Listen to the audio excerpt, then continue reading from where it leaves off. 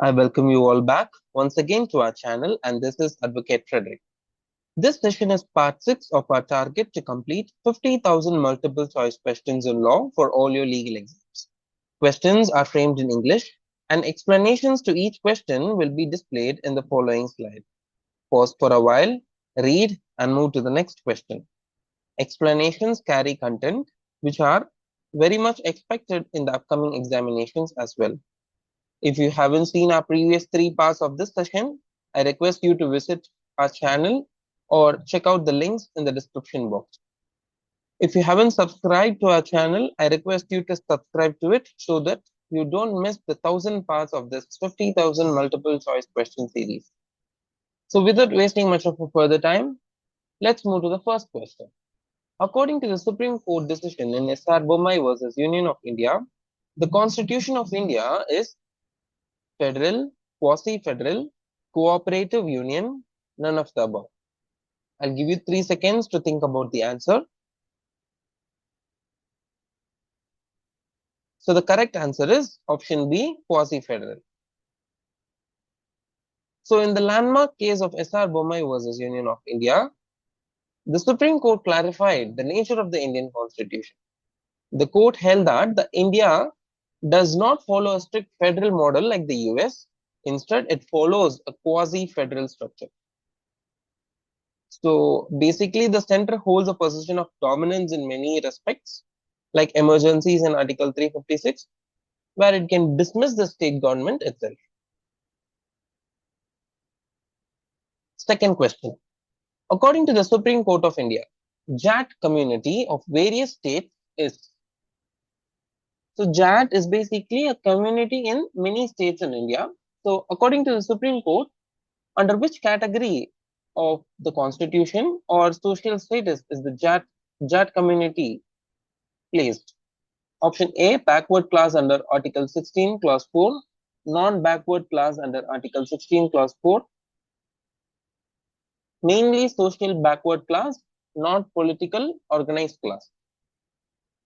So the correct answer is option B, not backward class under Article 16, Clause 4. Moving ahead to the third question. So this particular Supreme Court judgment, the social status is based on the case Ram Singh and others versus Union of India, which was a 2015 case judgment. Okay. Moving ahead. Third question. The Supreme Court of India has evolved curative petition under Article 136 of the Constitution, Article 143 of the Constitution, Article 32 of the Constitution, Article 142 of the Constitution. So the correct answer is option D, Article 142 of the Constitution.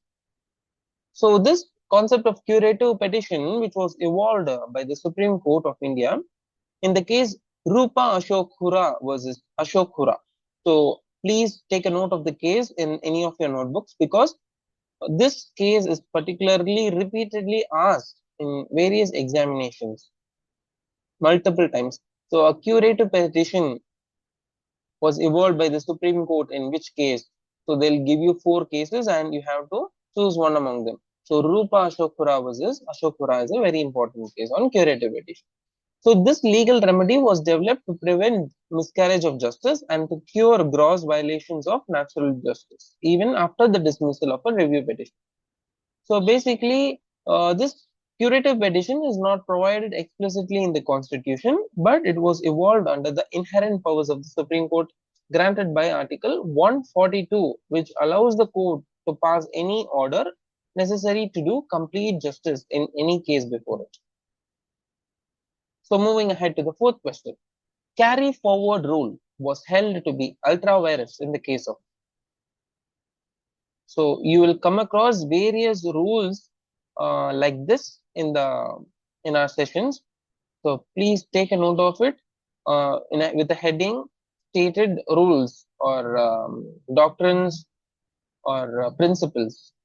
So take a heading like principles, doctrines, or rules, and make a note of such rules or doctrines so that you can revise it in the last minute. Devdasan versus Union of India, B.N. Tiwari versus State of Mysore, Indra Sani versus Union of India, State of Kerala versus N.M. Thomas. So the correct answer is Devdasan versus Union of India. So in this particular case, the Supreme Court struck down the carry forward rule as ultra-vires beyond the powers of the Constitution, stating that it violated Article 16, Clause 1, which guarantees equal opportunity in public employment. So what is this carry forward rule known as? So this rule basically allows unfilled reserved vacancies for SC and STs to be carried forward to the next year. Over time, this led to a situation where the reserved seats in some years were far more than 50%, reducing the general category officers. So the court viewed that the reservation should be balanced and should not exceed 50% under normal circumstances.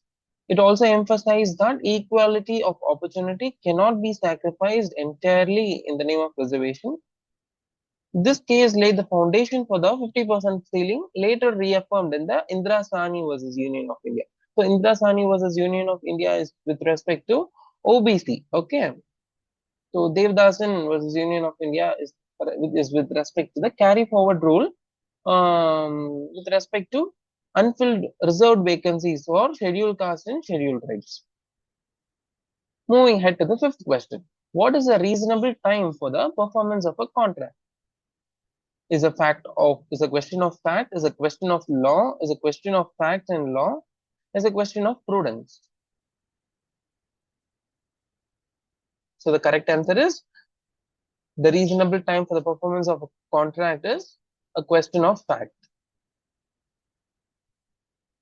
So the Indian Contract Act 1872 says when a contract does not specify the time for performance, it must be performed within a reasonable time as per the section 46 of the Indian Contract Act. So the determination of what constitutes a reasonable time depends only on the circumstances of each case. So the circumstances may be in such nature. So it may be in the nature of a contract or the conduct of the parties or industry norms or external conditions like delays due to natural disasters, pandemics, etc. Because these elements vary from case to case, courts treat reasonable time as a question of fact and not a fixed legal rule. Moving ahead to the sixth question. Under the Indian Constitution, to value and preserve the rich heritage of our composite culture, it is a fundamental right, it is a fundamental duty, directive principles of state policy, a social morality. So to value and preserve the rich heritage for composite culture is mentioned under Part 4A of the Constitution of India, which is a fundamental duty. Okay. So I request you to go through all the fundamental duties under Part 4A. So these are very many times asked in multiple ways. In at least one question will be asked on fundamental duty. So with 11 lines, by reading 11 lines, you will be able to get 1 mark. So I want you to read the fundamental rights after this session. Moving ahead to the next question. Question number 7. In which one of the following cases the discretionary powers of the governor under Article 163 of the Constitution were held subjected to judicial review? Mahabir Prasad Sharma versus Prafulla Chandra Ghosh, Pratap Singh Rajirao Rane versus Governor of Goa, Naban Rabia and Baman Felix versus Deputy Speaker, none of the above. The correct answer for this question is option B, Pratap Singh Rajirao Rane versus Governor of Goa. So in this case, basically the Pratap Singh Rajirao Rane versus Governor of Goa, the Supreme Court held that the governor's discretionary powers under Article 163. So you get another point that the governor's discretionary powers is mentioned under Article 163. So this is one thing which you need to remember. The second point are not absolute. So the governor's discretionary power under Article 163, is it absolute or not absolute? It is non-absolute. Yes, we got a second answer and are subjected to judicial review. So there is a third answer. Judicial review is that a governor on his discretionary power proposes a rule and this rule can be judicially reviewed, and if it is found to be unconstitutional or arbitrary and or is malified or in the violation of the constitutional principles, then it can be challenged, and the discretionary power under which the governor made a rule can be held null and void. Article 163 deals with the Council of Ministers and to aid and advise the governor except in matters where he is required to act in his discretion. The court also clarified that discretionary powers are not beyond scrutiny and can be reviewed by courts if they are misused or unconstitutional. So this is a landmark judgment. So Pratap Singh Rajirao Rane versus Governor of Goa. Moving ahead to the eighth question. Rajiv Kumar Gupta versus Union of India 2016 deals with the reservation in state services for. So this is also a landmark judgment where reservations in state was decided with respect to person with disability, women, other backward classes, ex-servicemen. So the correct answer for this question is option A, persons with disabilities. So in this landmark judgment, the Supreme Court of India addressed the issue of reservations and promotions for persons with disabilities. We generally call it as PWDs, right? And the Persons with Disabilities, Equal Opportunities, Protection of Rights and Full Participation Act of 1995 guarantees reservations and promotions. So basically, let's look at the key highlights of the judgment. The court basically held that the reservations and promotion is available to persons with disabilities under the 1995 Act, particularly under Section 33. So it also clarified that the provisions of the Act override general service rules, including those that may deny promotions on the basis of disability.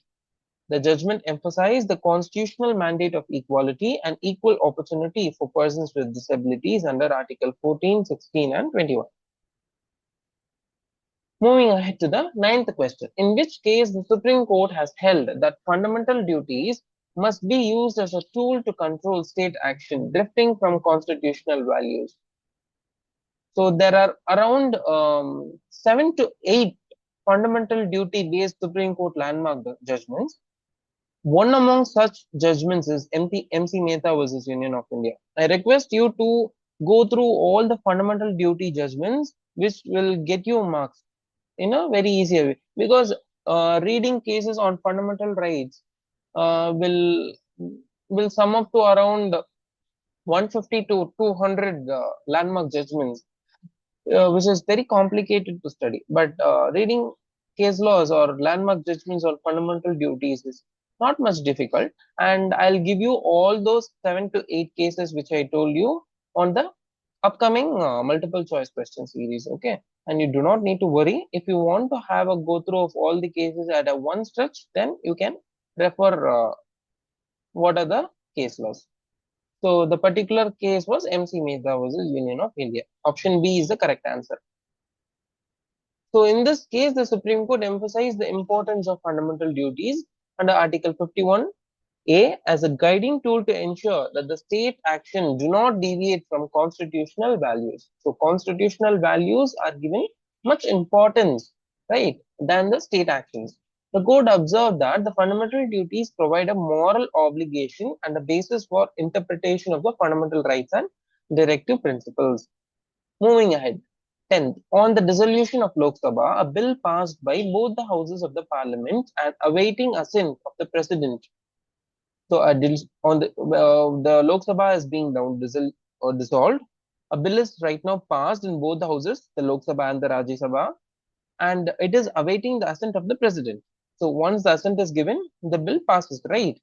Now, so lapses do not lapse, needs approval of new Lok Sabha, needs approval of the Speaker of new Lok Sabha. So the bill does not lapse, okay? On the dissolution of the Lok Sabha, a bill already passed by both the houses and is awaiting assent by the president does not lapse. It stays, okay? It is dealt under Article 107 of the Constitution of India.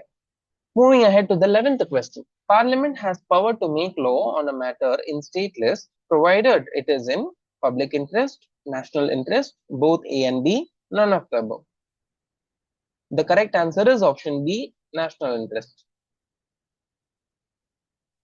So the Indian Constitution, it grants the Parliament can legislate on matters which are in the state list under certain exceptional circumstances specified in Article 249 and other related provisions. We all know that there are three lists: the state list, the union list, and the concurrent list. Whereas the concurrent list is are areas where the state and the union both can legislate laws.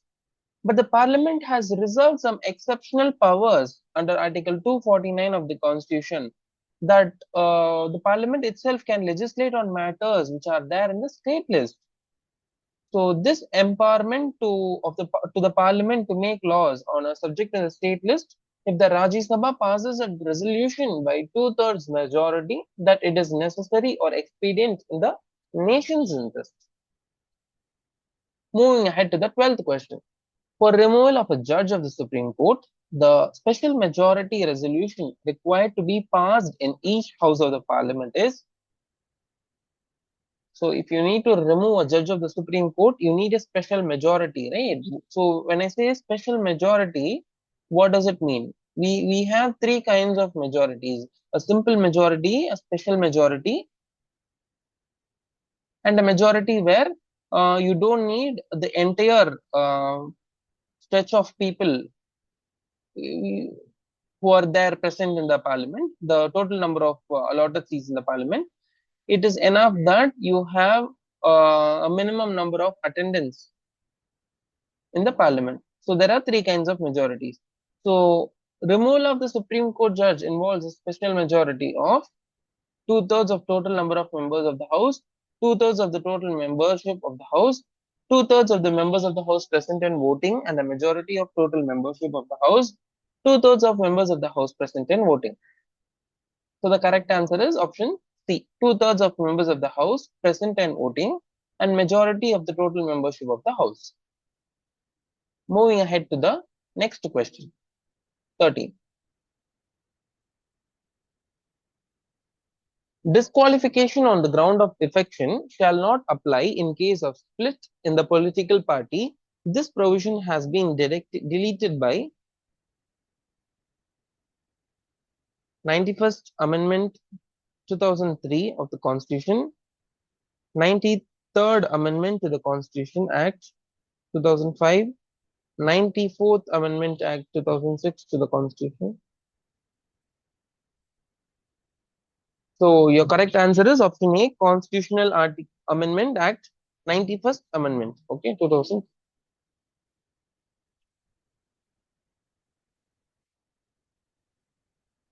14th question on the screen. In Indra Sahni versus Union of India, the Supreme Court has held that there can be reservation and promotions, cannot be reservation and promotions, can be reservations and promotions for other backward classes, can be reservations and promotions for women.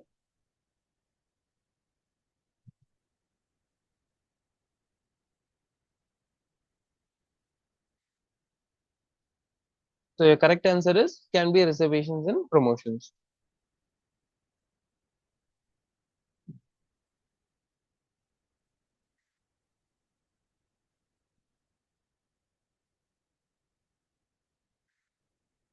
Moving ahead, in which one of the following cases section 499 and section 500 of the Indian Penal Code 1860 have been recently declared constitutional by the Supreme Court?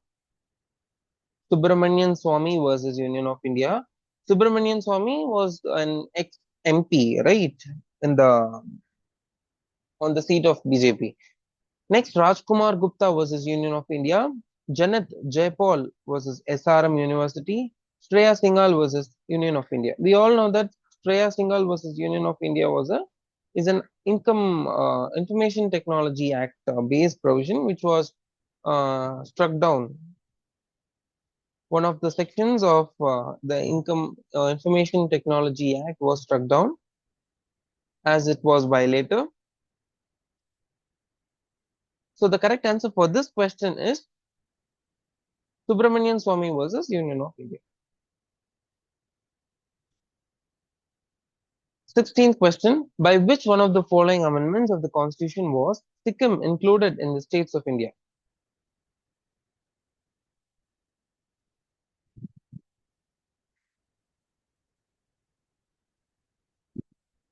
So the correct answer is 36th Amendment. So Sikkim was under a dynasty till the 36th Amendment, which was during 1970s, and it was later annexed.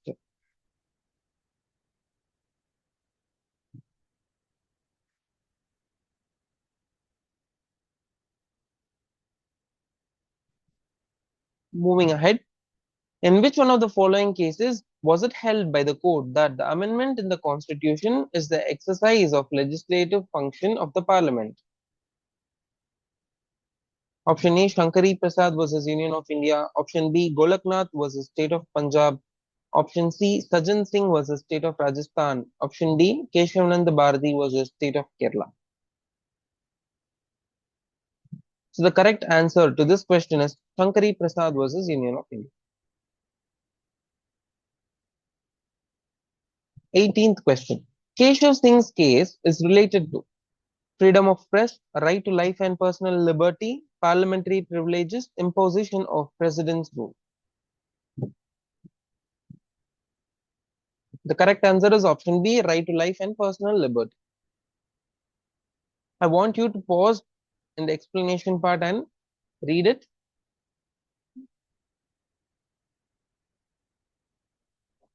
19th question. The Indian Constitution provides a unitary state with subsidiary federal features rather than federal state with subsidiary unitary features. This statement is of who stated the statements? The statement particularly Sir Ivor Jennings, A.V. Desai, Professor K.C. Weare, S.A. Desmith. The correct answer is Sir Ivor Jennings. 20 on your screen. Under the Constitution of India, Hindi in Devanagari script is national language of the Union of India, official language of the Union of India, mother language of the Union of India, none of the above. So there is nothing called as the mother language of the Union of India, and one of the options is A and B. So C and D is eliminated. Out of A and B, you have to think between national or official. So the correct answer is option B, official language of the Union of India. We see that the Constitution of India designates Hindi in Devanagari script as the official language of the Union of India under Article 343 of the Constitution. India does not have any national language. So option A is incorrect. The term mother language is not used in the Constitution in this context. Hence, Hindi is officially recognized but not declared as a national language. Moving ahead to the next question. This is a question from jurisprudence. Occasionally, jurisprudence questions are also asked in many other states except Tamil Nadu or few states. Jurisprudence is part of the syllabus to it. Okay, I want you to read it because this is one of the important questions from jurisprudence. I have not taken all the questions from jurisprudence, so I want you to study this. Do not skip the question. Interpretation is that process by which the courts seek to ascertain the meaning of law through medium of authoritative forms in which it is expressed. This statement is of who said these statements? Maxwell, Salmon, G.P. Singh, Craze. The correct answer is option A, Maxwell.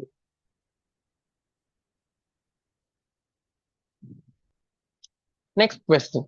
Which one of the following is not an essential element of a valid custom? Antiquity, continuity, uncertainty, peaceful enjoyment. The correct answer is option C, uncertainty. I have given you what are the meanings which involve the options. Antiquity is the custom that must have been practiced for a long time. Continuity is the custom that should be continuous and non sporadic. Peaceful enjoyment is that kind of custom that must be enjoyed peacefully without any dispute. Uncertainty is not an element of a valid custom, rather, a custom must be certain and clear. So, reasonableness is also very important.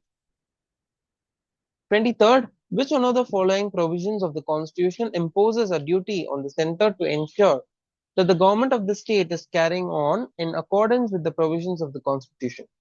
Article 352, 355, 353, 358.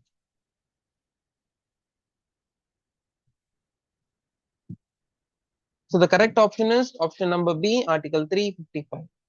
So 355 states that it is on the duty of the union government to protect every state against any kind of external aggressions or internal disturbances, and to ensure that the government of every state is carried on in accordance with the provisions of the Constitution. So this article basically forms the basis for the center's intervention in the states, including imposition of President's rule under Article 356. Question number 24. Article 338A of the Constitution provides for the establishment of a National Commission for Backward Classes, National Commission for Scheduled Castes, National Commission for Scheduled Tribes, none of the above. The correct answer to this question is option C, National Commission for Scheduled Tribes. So this article was inserted in the 89th Amendment Act 2003. The National Commission for Scheduled Castes is provided under Article 338.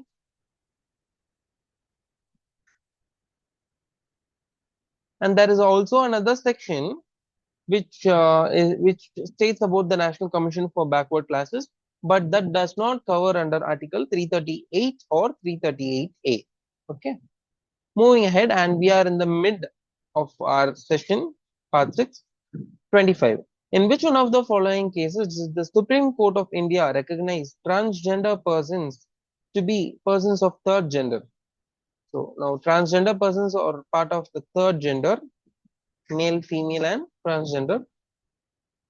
So which Supreme Court judgment recognized them as a third gender in India? So is it National Legal Services Authority versus Union of India, NALSAR University Hyderabad versus Union of India, State Legal Services Authority versus Union of India, Suresh Kumar Kaushal versus NAS Foundation? So the correct answer to this question is option A, National Legal Services Authority versus Union of India.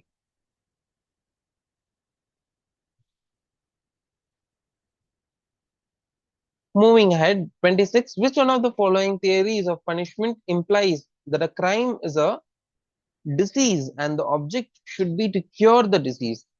So, such kind of thought of jurisprudence is part of preventive theory, deterrent theory, reformative theory, or retributive theory. So, the correct answer is reformative theory. When you're curing it, it is reformation, right? You reform. So preventive theory is aims to prevent crimes by restricting the offender's liberty. So that is the reason we have preventive detention. And deterrent theory is a punishment is meant to discourage the offender and others from committing such crimes. So deterrent is we don't encourage such crimes. So the offender is given very severe punishments, so they don't do it again, or anybody is discouraged from committing such offenses. And retributive theory states that the punishment is deserved and is a form of moral vengeance. Moving ahead, which one of the following is not a theory of corporate personality? Fiction theory, bracket theory, realistic theory, will theory. So these kinds of questions will be asked in case if the questioner or the examiner wants to make the question paper difficult, right? They wanted to make it difficult. They'll ask these kinds of questions to choose the odd ones who know these as well. So the correct answer is bracket theory. So I have given you all the meaning of the theories. The fiction theory involves corporations are fictitious persons created by law. So fictitious persons, fiction. Realistic theory states corporations are real entities. So it is a realistic theory, and they have their own personality. Will theory states that there is a collective will of the members in the corporation, and bracket theory states and it is not recognized as a theory of corporate personality. So that is the odd one. 28. Jurisprudence is the knowledge of things human and divine, the science of just and unjust. Who gave this statement? Keaton, Savigny, Ulpen, Austin. So the correct answer to this question is option C, Ulpen. So he is a Roman jurist. 29 on the screen. The only right which any man can possess in the right always to do his duty. So this statement was given by Duggett, Eyring, Girk, Salmon. The correct answer to this question is option A, Duggett. So he is a French jurist.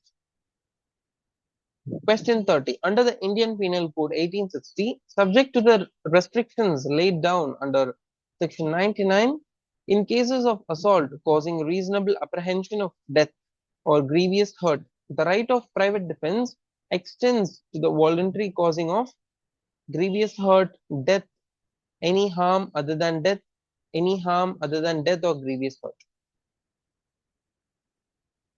The correct option is option A, grievous hurt.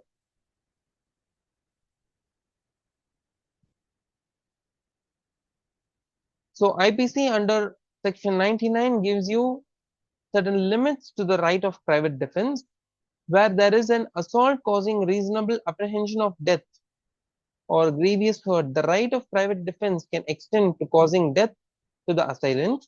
In other cases not involving such apprehension, the private defense can only extend to causing grievous hurt but not death.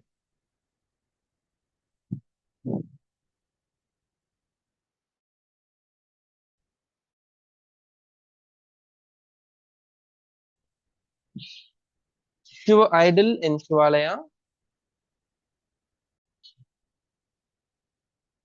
mosque, Guru Granth Sahib, unborn child.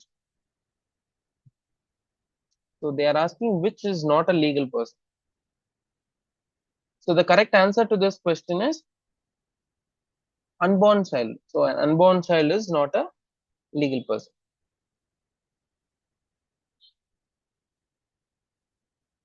Moving ahead to the 32nd question. Ownership is a plenary control over an object. This definition has been given by Austin, Holland, Pound, Kelson. The correct answer to this question is Austin. Option number A. Question number 33. A revenue officer tortures Z in order to compel him to pay certain arrears of revenue due from Z. A is guilty of an offence under section 383 of IPC, 328 of IPC, 392 of IPC, 330 of IPC. So the correct answer is 328 of Indian Penal Code. I have given you the other sections as well in the explanation part. Extortion, robbery, voluntarily causing hurt to extort property. I want you to pause for a while, think about the options and think about the sanctions. Try to remember these provisions by mnemonics that you can easily understand.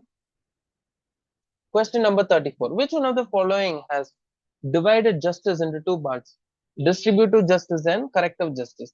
So who divided it? Is it Dubbin, Aristotle, Plato, Aquinas? The correct answer is option B, Aristotle. 35. Under which one of the following provisions of the Indian Penal Code 1860, causing death of a child in the mother's womb is not homicide? Option A, explanation 1 of section 299, explanation 2 of section 299, explanation 3 of section 299, and explanation 4 of section 300. The correct answer to this question is in option A, explanation 1 of section 299. So these are very important questions, students, because to make question paper tough, they ask these kinds of explanation part questions which are there in IPC. 36. If an offender is sentenced to imprisonment for a term exceeding 1 year, the term of solitary confinement shall not exceed 1 month, 2 months, 3 months. There is no limit. The correct answer to this question is option A, 1 month. So this is mentioned in section 73 of the Indian Penal Code 1860. Moving ahead, under section 65 of the Indian Penal Code 1860, the sentence of imprisonment for non-payment of fine shall be limited to 1/3 of the maximum term of imprisonment fixed for the offence, 1/4 of the maximum term of imprisonment fixed for the offence, 1/2 of the maximum term of imprisonment fixed for the offence, 1/5 of the maximum term of imprisonment fixed for the offence. So the correct answer is option A, 1/3 of the maximum term of imprisonment fixed for the offence. So I have given you an example to understand this question if you don't understand the question itself. So I want you to pause it, read the example first, and then go to the explanation which is in the above. Then you'll get a clear idea of what the meaning is. Question 38. A abets B to assault C. So A instigates B to assault C, but B ends up murdering C. So he just told to assault C, but he murdered him, he killed him. What is A liable for? Is A liable for the abetment of assaulting C, or A is liable for abetment of assaulting and murdering C, or A is liable for abetment of murder of C, or A is liable for murder? The correct answer is A is liable for abetment of assaulting C. So this is mentioned under section 111 of Indian Penal Code, which states that the abettor is liable for the act done, provided the act done was a probable consequence of the abetment. However, murder is not a probable consequence of abetment to assault unless A knew or intended that murder would occur. If A would have intended or knew that a murder would occur on such kind of assault, then A would be liable for a murder as well. But in this situation, under the given example, A only abetted B to assault C. He did not intend or try to murder C. Okay. Next question, 39. Under which of the following sections of the Indian Penal Code 1860 a conspiracy to wage war against the government of India is punishable? So this conspiracy to wage war against the government is known as sedition under the Indian Penal Code, but now they have changed it to Desdroh, right? Under the new law, Bharatiya Nyaya Sanhita, they have made it as Desdroh, and they have shifted the provision also to a different section. So it is covered under section 121A of the Indian Penal Code of 1860. Next, 40. Under which one of the following sections of the Indian Penal Code 1860 is promoting enmity between different groups on grounds of religion, race, place of birth, residence, language, etc., and doing acts prejudicial to maintenance of harmony dealt with? Section 153, 153A, 153AA, 153B. The correct answer is section 153A. Moving ahead, A abets B to murder D. B, in pursuance of that instigation, stabs D, but D survives and recovers from the wound. In this case, is A liable for abetment of murder of D? Is A liable for abetment of attempt to murder of D?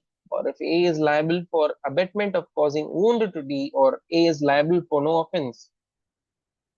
The correct answer to this question is A is liable for abetment of attempt to murder of D.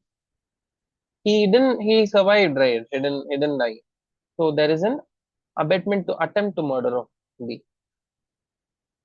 So this is mentioned under section 107 of Indian Penal.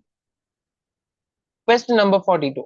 Section 511 of Indian Penal Code 1860 applies in the case of attempt to rioting, attempt of theft, attempt of waging war against the government of India, attempt of affray. So we all know that attempt of waging war against the government of India is mentioned under section 121A of the Indian Penal Code. So let's remove that. If you have studied and if you have went across IPC, you will remember that 379 is theft and 511 is attempt to theft. Any attempt relating to any offense which is mentioned in the Indian Penal Code, except certain offenses, except certain attempts to an offense, are mentioned under 511, the last section in the Indian Penal Code. Moving ahead. 43. A, in good faith, believing property belonging to Z to be his own property, takes the property out of B's possession. A is guilty of. So A is guilty of no offense because he believed that the property which Z had is his own property.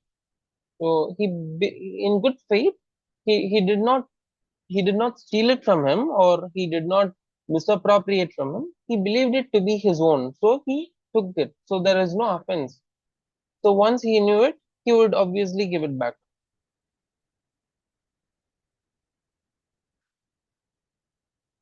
Moving ahead.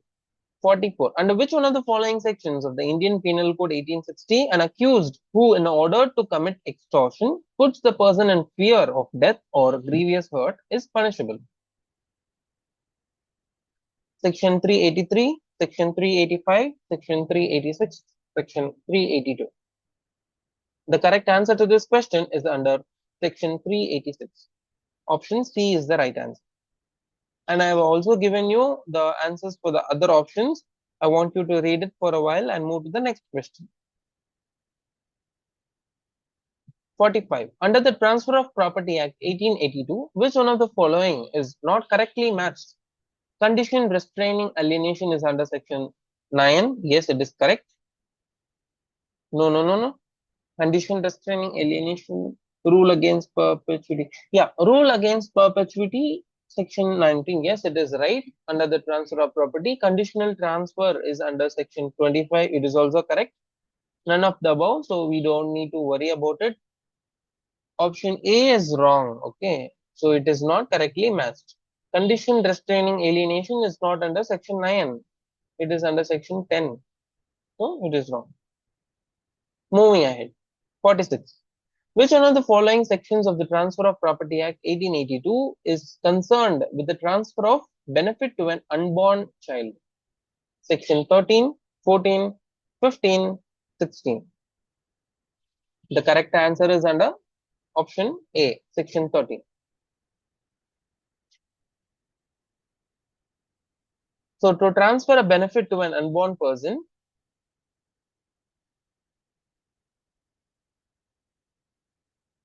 there are certain conditions which are imposed. The interest must be created in the favor of a person who comes into existence before the interest takes effect, and the entire remaining interest must be transferred to the unborn child.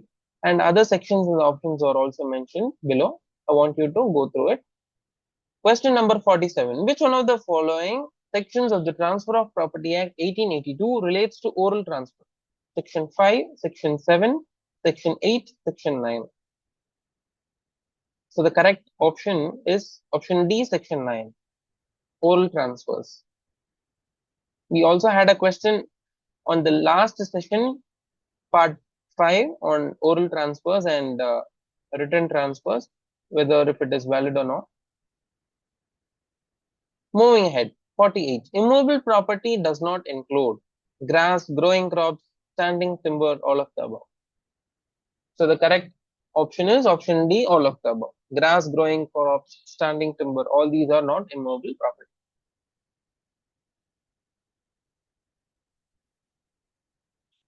49. Which one of the following pairs is correctly matched? Universal Doni, 1 to 8. Mortgage debt, 134. Exchange of money, 120. All the above. So all the above are correctly matched, right? All are correctly matched. Not a problem. So to know what each one of them is, just read the explanation part. Last question of this session, part 6. A vested interest is not defeated by the death of the transferee before he obtains possession is provided in which one of the following sections of the Transfer of Property Act 1882? Section 18, 19, 20, 21. The correct answer to this question is option B, section 19.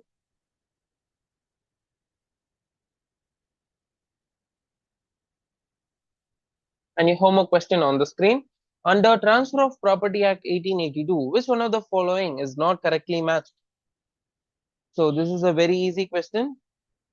Hope you will answer it to me in the comments.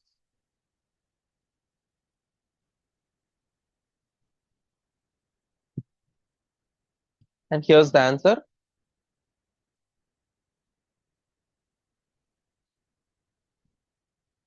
So read the explanation and I want you to mention the correct answer below in the comment section.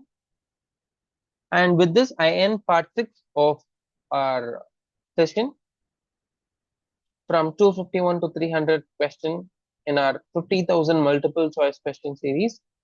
And I want you to share this particular session to each and everyone whom you know who is preparing for their judicial service examinations or civil judge examinations in your state or any other legal exams. Sharing is wealth. With this, see you in the next interactive session, part 7. Stay tuned to our video.